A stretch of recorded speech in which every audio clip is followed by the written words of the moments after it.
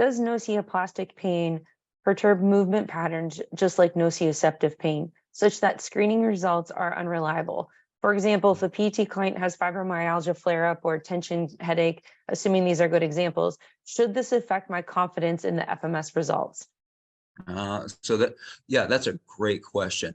So if, FMS results, I would say, yeah, same thing with the SFMA. Now, how I typically practice is, I'm fairly heavily involved with utilizing the SFMA, but I use it as a check-in very regularly with someone, especially in these cases, because I want to have that baseline for where that person is at movement quality wise, or the pathways that we take for that particular episode of care, right? So if I'm seeing, like I said earlier, if somebody is having kind of a bad day or a flare up of their fibromyalgia, that's absolutely going to, and that is an appropriate subcategorical diagnosis for nociplastic pain, by the way.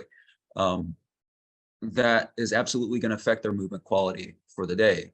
But again, that might surprise you. Maybe they're having a really bad day, and then you find some dysfunctional, non-painful patterns on their top tier examination that maybe you can go down with that pathway for during that particular day or that particular episode.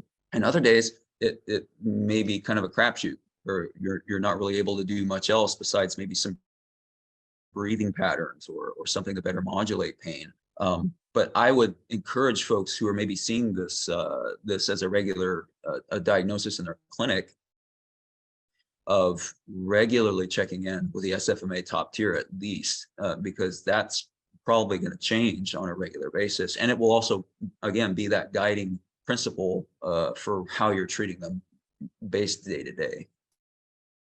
I love that. And I love how that you prefaced it that these people are moving every day, right? So they are going through life, and it is important for us to consider how movement might be affecting their system, because they are, in most cases, I should say, they are moving every day, getting up out of bed, going into their kitchen, doing whatever. So taking that into consideration is part of the holistic effect of working with these individuals, in my opinion. Another story, I'm actually writing an article about this. It's going to, and actually, why I'm saying that, I just posted in the chat the link to David's actual project, if you'd like to go on and watch that full recap, if you haven't done that already. It is an article on functional movement. I'm working on an article with a new patient that I had last week, actually, David. And, she came, I'm her 8th therapist that she's seen, 8th person that she's seen over the last 2 years for low back SI pain. And basically has been told this is in your head in a way. And she came in and she was on the verge of tears. She's had injections. She's seen multidisciplinary professions for this. And she was at a loss. And I said, okay, well, obviously you've seen 8 people before me. I have the benefit of knowledge of knowing what they didn't work, so to speak, for her, right? Like, so you have to factor that in a little bit.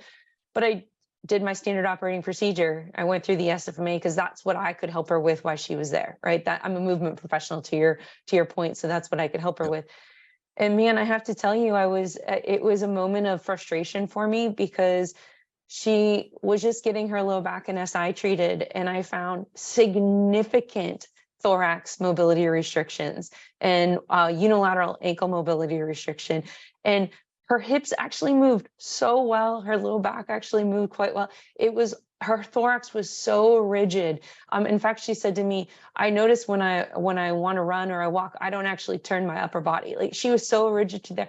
And it was a moment of frustration for me, because she had been placed into this somewhat nocioplastic, it's in your head kind of pain category with alternative treatments, when it was more of a movement thing. And after one session, she said, well, number one, she started crying. She said, I finally have hope. I feel like I'm not crazy, and it was so frustrating to me. So I can't stress enough that don't just fall into one tunnel here, one category. We're human beings that are multi-dimensional, right? And there's a lot of factors that come into play. And we are movement professionals. And if we can help improve their movement, that does go a long way psychologically as well as musculoskeletally. And she was just that unique case that I had recently. And it frustrated me, but also gave me hope that what we're doing is beneficial, right? And that's a wonderful example, because that's the beauty of part of these principles that we follow, right? Is you'll see, and to an unfortunate point, you'll have those individuals, and that's very, very common. Of, I've seen umpteen different providers. And in fact, in my case study, I think I mentioned the young lady who had periscapular pain, and it was affecting her right upper extremity. And from a diagnostic categorical perspective, if you look at the ISP criteria, somebody who's taking that view from 10,000 feet, maybe she even fits that criteria for nociplastic pain, but we identified tissue quality dysfunctions and extensibility dysfunctions in the thorax and in the upper extremity, and we followed those standard operating procedures, and it was like night and day for her. And so those are the cases where, I get kind of emotional when I'm seeing people that are like that. And then all of a sudden you're unlocking these things and these kind of aha moments for them. And they have hope. And then they have this kind of like, oh, these are things that nobody's ever looked at before, And then the FMS, like especially doing SFMA and doing due diligence with somebody, they're like, I've never had somebody look at me this way before. This is the most thorough examination that I've ever had. From any medical perspective, right? I've certainly had feedback like that before. So that really kind of gets my juices going, especially the thankfulness that I have for essentially what, Greg Cook and the team have done with FMS principles and building that foundation from a clinical perspective. I'm sure that's helped a multitude of people, again, not only just from the sports and military profession, but across a multitude of different diagnoses. I think there's absolutely utility in this. So, Yeah, and the bottom line of the functional movement systems, for those of you who have not, is no longer guessing. Let's just see what the person capable of. Let's follow logic. Let's follow that standard operating procedure and take our professional bias out of the equation. And unfortunately, with this individual, she said her low back hurt, and everybody just treated her low back. They didn't do the due diligence, as David just mentioned, of looking at her as a human being and see how she's moving throughout every single day. Because we do move through life, whether we're in pain or not. And how does that movement affect what we're experiencing?